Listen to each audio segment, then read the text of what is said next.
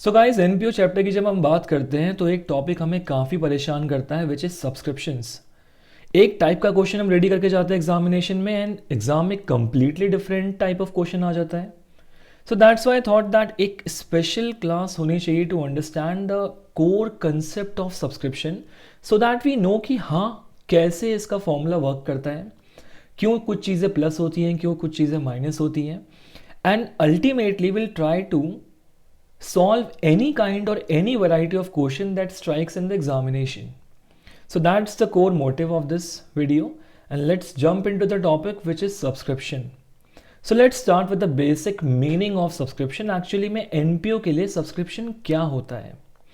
So basically it's a periodic amount which is received by an NPO on regular basis. अब जैसे आप gym जाते हैं तो जिम में आप रेगुलरली फीस पे करते हैं सो दैट आपकी मेंबरशिप जिम के अंदर अलाइव रहे। सिमिलरली एक एनपीओ में भी उसके members on a regular basis, it can be monthly, weekly, quarterly, they pay a sum which is the assurance कि उनकी जो मेंबरशिप है वो उस ऑर्गेनाइजेशन में अलाइव रहे so that they can be part of that organisation. On the other hand it is a main source of revenue और any NPO. तो कोई भी एनपीओ होता है उसका मेन सोर्स ऑफ इनकम एक सब्सक्रिप्शन ही होता है।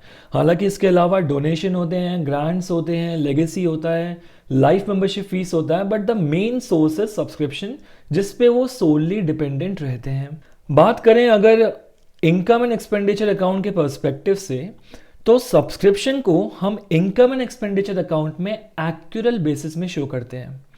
अब what is this accrual basis? Now if you remember class 11th हम लोगों ने कैश बेसिस और एक्यूरल बेसिस के बीच में डिफरेंस पढ़ा था, but I am just assuming that some of the cute kids don't still know the difference between a cash and accrual basis. So let's try to understand that first कि accrual basis का मतलब क्या होता है।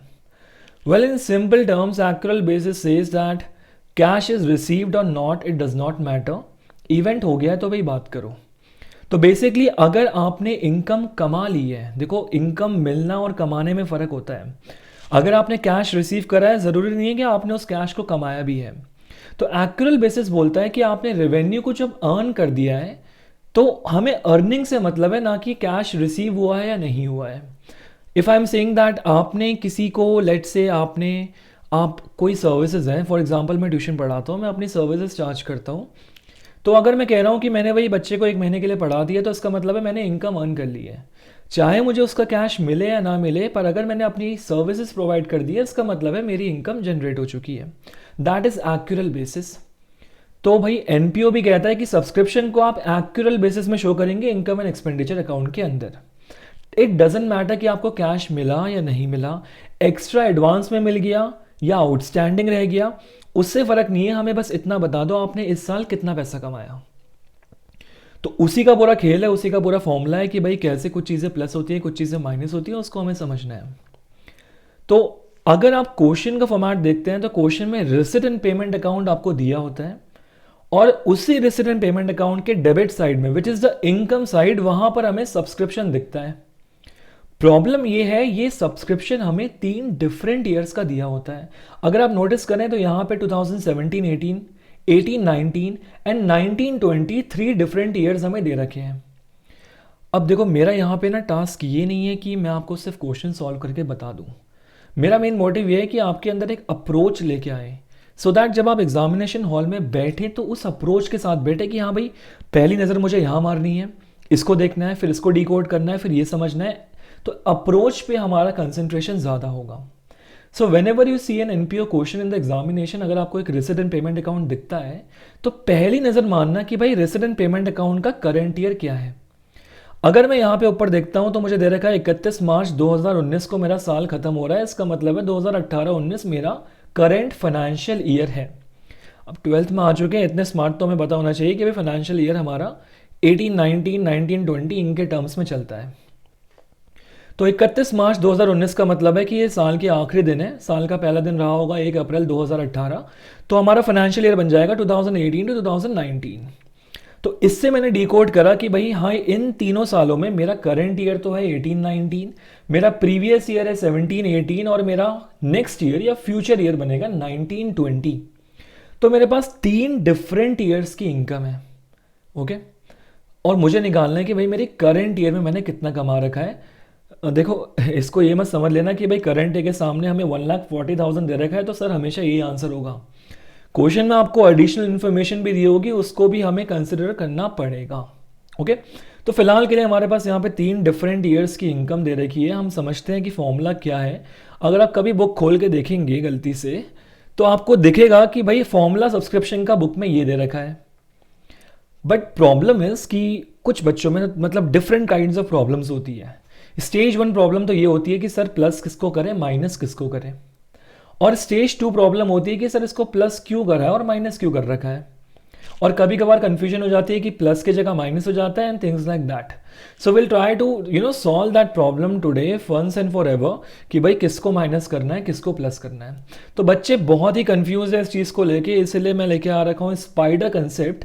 Spider concept इससे क्यों बोल रहे हैं थोड़ी देर में इसका डायग्राम देख के समझ में आ जाएगा। बट डायग्राम में ज़्यादा फोकस ना करके समझना कि चीज़ें कैसे how they make sense. Okay.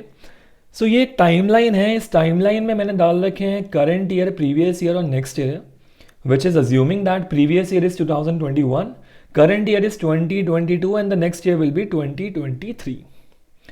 अब हमारे एनपीओ के अकाउंटेंट हमारे पास आया।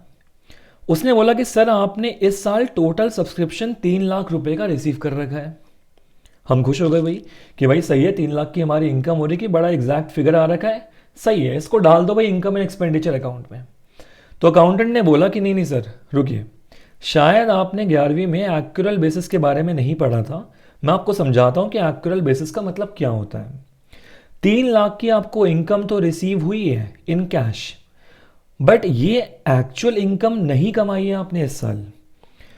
तो मैंने पूछा कि भाई कितनी आपने एक्चुअल इनकम कमा रहे, जरा बताना कैसे निकालेंगे। तो डिकोड करना उसने स्टार्ट करा पिक्चर को। अगर मैं इस पॉइंट की बात करूं, ये जो पॉइंट आपको दिख रहा है ये करंट ईयर का स्टार्टिंग पॉइंट है, बिगिनिंग पॉइंट। ओके। तो उसने कहा कि सर हमारे साल के स्टार्टिंग में there was an outstanding at the beginning of ₹40,000। इसका मतलब है, अब देखो साल के शुरुआत में आउटस्टैंडिंग होने का मतलब क्या होता है ना, समझना बहुत ही काम दिमाग से। आउटस्टैंडिंग का मतलब होता है वो पैसा जो आपने काम तो करके दे दिया पर आपको कैश मिला नहीं है उसके लिए, उसको हम आउटस्टैंडिंग कहते हैं बेसिकली। तो अकाउंटेंट ने बताया कि आउटस्टैंडिंग एट द बिगनिंग मतलब साल के शुरुआत में आपका आउटस्टैंडिंग 40,000 का था। अब देखो साल के शुरुआत में, इसका मतलब है हमारा साल अभी शुरू तो हुआ नहीं है, तो करंट ईयर का काम तो ये नहीं होगा। ये जो आउटस्टैंडिंग है ये एक्चुअली में पिछले साल का आउटस्टैंडिंग ही होगा, बिकॉज हम कहाँ पे खड़े हैं अभी, हम साल के शुरुआत में खड़े हैं। तो साल के शुरुआत में तो हमने कोई काम करके दिया होगा नहीं। इसका मतलब है जो ये 40,000 की आउटस्टैंडिंग है, this is actually in connection with the previous year which is 2021। तो अकाउंटेंट ने बोला कि सर आपको जो 40,000 रुपीज मिले हैं ये एक्चुअली में पिछले साल के आउटस्टैंडिंग पैसे थे जो आपको इस साल रिसीव हुए हैं। तो थोड़े बच्चे, कुछ परसेंटेज ऑफ बच्चे समझ में आ गया होगा उनको कि ये जो इनकम है ना 40,000 की, ये मेरे इस साल की कमाई तो नहीं है, ये मेरे पिछले साल की कमाई थी, तो इस साल की कमाई में से काउंट नहीं करेंगे। ओके। मूविंग ऑन, अकाउंटेंट ने कहा कि सर अभी तो बहुत कंसेप्ट आपको बताना है मुझे। इस साल की शुरुआत में एक और चीज़ थी, जब मैंने अकाउंट्स अपने खोले ईयर के स्टार्टिंग में, या कह सकते हैं पिछले साल के एंड में, एक ही बात होती है। उसने कहा एक एडवांस मुझे मिला है 30,000 का। अब एडवांस का मतलब होता है कि वो पैसा जो आपको फ्यूचर के लिए मिल गया है। फॉर एग्जाम्पल आपके कुछ मेंबर्स थे, उन्होंने 2021 में आपको पैसा दिया और बोला कि भाई पैसा आप रख लीजिए, 2022 की मेंबरशिप के लिए हम आपको पैसा दे रहे हैं। तो एडवांस का मतलब तो ये क्लियर हो गया है। और जो मैं बिगिनिंग लगा रहा हूं हर इन दोनों वर्ड्स के सामने, बिगिनिंग का मतलब है कि ये साल की शुरुआत की घटना है, in the beginning of the year. So this will be very useful in the future formula. Okay. तो advance at the beginning is 30,000 which means वो पैसा जो मुझे पिछले साल मिला था in the previous year but for the current year. तो आई होप कुछ और एक्स्ट्रा परसेंटेज बच्चे होंगे इस बार जिनको इतना समझ में आ गया कि जो एडवांस का ये 30,000 है ये मेरा इस साल का पैसा है जो मैंने इस साल कमाया है, हालांकि कैश मुझे पिछले साल मिला था। मूविंग ऑन, उसने अकाउंटेंट ने मुझे बताया कि सर इस साल के एंड में भी कुछ चीज़ें पता चली हैं। इस साल के एंड तक जो आउटस्टैंडिंग था वो अब 20,000 का हो चुका है। अब जब मैं अगर एंड की बात कर रहा हूं, इसका मतलब है ये पूरा साल तो मैंने काम किया है, तो after doing all the work in the current year आखिरी में पता चलता है कि आपका आउटस्टैंडिंग 20,000 का है, विच मीन्स बेसिकली कि इस साल आपने 20,000 का काम ऐसा किया था जो आपने काम तो करके दे दिया पर आपको उसके कैश या पैसा नहीं मिला है. So that's outstanding. And and क्यों बोल रहा हूं मैं ऐसे, बिकॉज ये एंड की बात है, साल के एंड में ऐसा स्टेटस हमारा था. And again the last thing that is advance at the and. Advance at the end का मतलब है कि इस साल के आखिरी में, eight the end of this particular year, एक एडवांस मेरे पास था 50,000 का. तो ऑब्वियसली बात है, अगर इस साल मुझे एडवांस मिल रहा है ना, अगर मैं इस पैसे को एडवांस कह रहा हूं तो ये आगे की तरफ जा रहा होगा. ओके, अब मेरे आगे की तरफ जाने का मतलब क्या है मैं समझाऊंगा with the help of A diagram. हालांकि स्पाइडर कंसेप्ट में से इसीलिए बोल रहा था क्योंकि ये काइंड ऑफ ए स्पाइडर का फॉर्म ले लेता है. Okay, but that's not important. Important ये है कि हमें कंसेप्ट पता हो जाना चाहिए कि भाई आउटस्टैंडिंग एट द बिगिनिंग का मतलब क्या है, आउटस्टैंडिंग एट द एंड का मतलब क्या है, and similarly advance at the beginning and advance at the end का मीनिंग क्या है, इतना तो समझ में आना चाहिए. Now let's try to understand कि इन चारों आइटम्स में से कौन सा आइटम किस ईयर से कनेक्टेड है. और to be more precise will try to understand कि इन चारों आइटम में से कौन सा आइटम इस ईयर के साथ कनेक्ट करेगा या इस साल की इनकम के अंदर आएगा और कौन सा नहीं आएगा. So if I talk about outstanding at the beginning, outstanding के बारे में एक बात ध्यान रखना, आउटस्टैंडिंग ना हमेशा पीछे की तरफ भागता है. पीछे की तरफ भागने का मतलब है कि outstanding is always in relation with the previous year. तो अगर इस पॉइंट पे कोई चीज पीछे की तरफ भाग रही है या पीछे के ईयर के साथ कनेक्टेड है तो ऑब्वियस सी बात है ये इस साल की इनकम तो नहीं होगी. इसको समझने के दो तरीके हैं भाई. एक तो ये है कि obviously outstanding at the beginning है, मैंने मतलब समझा दिया इसका कि भाई आउटस्टैंडिंग वो पैसा है जो आपने पिछले साल कमाया था पर उसका पैसा आपको इस साल मिल रहा है. तो एक बात तो तय है that this is not the income of the current year. And on the other hand the other concept is that outstanding is always connected with the previous year. So if it's outstanding at this particular point, so it's actually connected to the year 2021. So this is not the income of the current year. तो 3 लाख में से जो आपको 40,000 actually में मिल रखे हैं, ये इस साल की इनकम तो नहीं है, पिछले साल की इनकम है, तो इसको माइनस कर दो, लेस कर दो. Moving on, when I talk about the advance, unlike outstanding, advance is always connected with the next year. तो अगर इस पॉइंट पे आपके पास कुछ एडवांस पैसा पड़ा हुआ था तो actually it is connected with the next year which is the current year. तो एडवांस एट द बिगिनिंग का मीनिंग क्या था, मैंने बताया था, वो पैसा जो आपको पिछले साल मिला था from your members, but actually they said कि भाई आप पैसा तो रख लीजिए पर ये एक्चुअली हमारे अगले साल की सब्सक्रिप्शन है, अगले साल हमें जिम के अंदर या अकेडमी के अंदर आने देना क्योंकि हमने ऑलरेडी पैसा दे दिया है.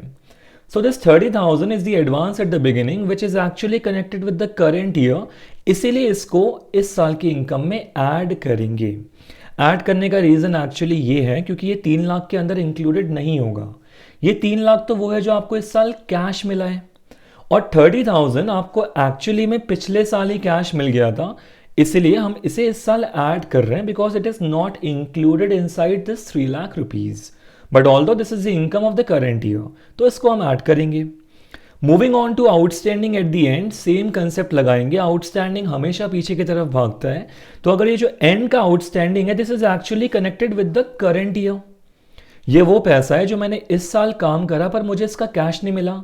And as I told you, अगर आप सर्विसेज दे देते हैं तो आप मान लेते हैं कि आपकी इनकम हो चुकी है according to the actual basis.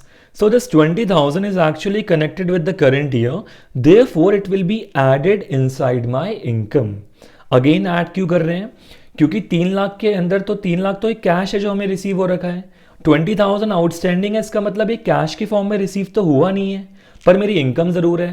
इसके लिए इसको हम ऐड करेंगे in the total subscription receive during the current year. And finally as I told you, advance always runs towards the next year. तो इस पॉइंट पे जो आपको एडवांस मिला है एक्चुअली, ये एडवांस आपको अगले साल विच इज 2023 उसके लिए मिला है. तो इस पैसे को हम माइनस करेंगे because it is not connected with the current year. So this is the whole concept of subscription कि भाई प्लस क्यों करते हैं, माइनस क्यों करते हैं. Everything is very much precisely explained and I hope चीज़ें समझ में आ रही होंगी कि कौन सी चीज़ ऐड होती है, कौन सी चीज़ माइनस होती है. So let's try to put these figures inside the formula which I showed you earlier. सबसे पहले रखेंगे टोटल सब्सक्रिप्शन को जो आपको रिसीव हो रखी है। This will always be given you in the question, नहीं दिया होगा तो उसके बारे में भी हमारे पास वैरायटी ऑफ क्वेश्चंस हैं, उन सारे वैरायटी को हम सॉल्व करेंगे। But the motive of today's video is only to make you understand the logic behind the calculation of subscription. तो 3 लाख जो आपको टोटल सब्सक्रिप्शन मिली होगी उसको यहां पे रख देना। आफ्टर दैट जो माइनस होती है माइनस करेंगे, जो प्लस होती है उसे प्लस करेंगे। Starting with outstanding at the beginning, you will notice मैंने यहां ब्रैकेट में रिसीव लिख रखा है। रिसीव का मतलब होता है कि वो पैसा जो आपको एक्चुअली में रिसीव हुआ है। ओके, तो इट इज पॉसिबल कि पिछले साल का आपको लेट्स से 60,000 was outstanding, but you will only show the amount which has been actually received by you which is 40,000। तो हम इस 40,000 को ही माइनस करेंगे। ओके, तो आगे के क्वेश्चन में भी इसका कंसेप्ट होगा, मैं वहां पे फिर भी बताऊंगा वापस से। बट फिलहाल समझ लेना that outstanding at the beginning सिर्फ रिसीव्ड पार्ट को हम माइनस करते हैं। So 40,000 will be deducted from here. तो 40,000 को हमने माइनस कर रखा है with the name of outstanding at the beginning. Then advance at the beginning will be added which is of 30,000। तो एडवांस एट द बिगिनिंग को ऐड कर रखा है by 30,000। Then we have outstanding at the end 20,000 which is the income for the current year। तो इसको हम add करेंगे in the formula, that is outstanding at the end 20,000। देखो मतलब it's not necessary to write in the same sequence, you can write it in whatsoever sequence. बस ये है कि भाई जिसको माइनस करना एंड जिसको प्लस करना था उससे प्लस ही करना। And lastly we have advance at the end 50,000 which is actually income for the next year. तो इसको हम माइनस करेंगे एंड 3 लाख में से इसको माइनस और इसको प्लस करने के बाद you will get the answer 2,60,000 which is the actual subscription that you have earned in the current year. तो 3 लाख की कमाई नहीं हुई है भैया आपकी, you have earned an income of 2,60,000 and this is the amount which will be reflected in the income and expenditure account on the income side. Okay, so this was a very basic question of subscription, और although I will be very frank with you, exactly ऐसे basic question तो नहीं आएंगे examination में, variety जरूर आएगी, पर अगर concept clear होगा ना तो you can crack any of the problem which is given you in the examination. So let's practice a question from the book so that थोड़ा सा कॉन्फिडेंस बिल्ड होगा कि हाँ कम से कम एक बुक का क्वेश्चन तो हमने किया आज। And one question I will give you very similar to this, उसको आपको सॉल्व करना पड़ेगा। So let's start with the question. Let's see कौन कौन सी इंफॉर्मेशन हमें दे रखी है। Okay, approach is very important. So here we have a Chennai sports club which received 6,50,000 by the way of subscription. This 6,50,000 is the total subscription that you received during the current year. Talking about current year, let's see इसका current year क्या है. So if you read further, it says that for the year ended on 31st March 2017. तो इसका मतलब है मेरा अगर साल 31 मार्च 2017 को खत्म हो रहा है तो it must be starting on 1 April 2016. So the current year is 16-17. Okay, ये करंट ईयर बहुत इंपॉर्टेंट है क्योंकि इससे पता चलेगा कि हमारा बिगिनिंग क्या था, हमारा एंड क्या था. Further it says that subscription received in advance on 31st मार्च 2017. पहले डेट को देखो, डेट दे रखी है यहां पे 31 मार्च 2017 which is the end date of the current year. तो इसका मतलब है this is the end part. Then the next item is subscription outstanding on 1/4/2016. So this date is actually the beginning of the year. As you can see, 1/4/2016, that's the first day of the year. So that's beginning. So यहाँ पे beginning इसको हम at least mark कर देते हैं कि यहाँ end क्या था, beginning क्या था. But one thing is really important here.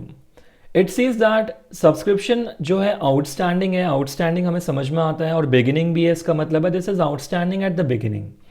But you can notice यहाँ पे दो amount दे रखी है. बाहर लिखा है that outstanding was 20,000 and in the inner column you can see it says out of which 16,000 were received during the current year. सी ये समझना ना बहुत इंपॉर्टेंट है. काफ़ी बच्चे आउटस्टैंडिंग एट दी बिगिनिंग देख के सीधे 20,000 को आपका माइनस कर देते हैं, but that's wrong actually. And as I told you earlier कि हमें इससे मतलब नहीं है कि पिछले साल का आउटस्टैंडिंग कितना था. हमें एक्चुअली इससे मतलब है कि उस पैसे में से कितना कैश मेरे बिजनेस में इस साल आ रखा है. अब देखो मैं उसी मक्खी को तो उड़ाऊंगा ना जो मेरे खाने पे बैठेगी, सारी मक्खियों को उड़ाना is not my task. Similarly मैं उसी इनकम को माइनस करूंगा जो मेरे इस साल की इनकम को डिस्टर्ब कर रही है। So that is actually 16,000 which has been actually received in the current year, not 20,000. तो जितना भी आपको एक्चुअली में रिसीव होगा उसी को माइनस करेंगे। So outstanding subscription at the beginning will be 16,000 which will be deducted. And similarly हम ऊपर वाले को भी कवर कर लेते हैं। This is subscription received in advance. Advance है, एंड है, एडवांस एट द एंड को हम माइनस करते हैं। So advance at the end will also be deducted by 10,000। तो दो आइटम्स को हम लोगों ने कवर कर लिया है। टोटल सब्सक्रिप्शन हमें क्वेश्चन में ऑलरेडी दिया होता है विच इज 6,50,000, उसको भी हमने डिकोड कर लिया है।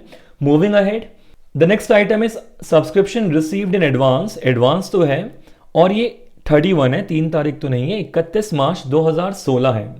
31 मार्च 2016 और 1/4/2016 is the beginning of my year. So this is actually your advance at the beginning. And we already know advance at the beginning का मतलब होता है वो पैसा जो मुझे पिछले साल मिला था but for the current year. So ये मेरी इनकम में ऐड होगा, it is my current year income.